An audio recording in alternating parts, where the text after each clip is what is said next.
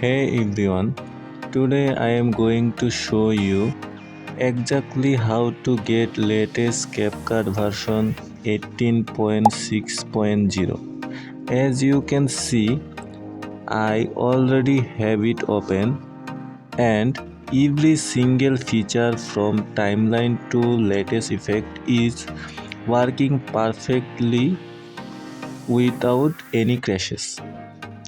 Many users are facing the issue right now. You go to the Play Store and update just isn't there, or you get an error trying to download it. It usually happens because the update rolling out slowly in different regions.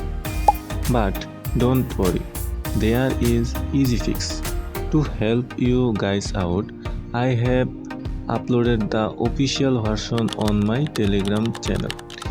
You don't have to deal with annoying website and fake link. Just click the Telegram link in my pinned comment or description.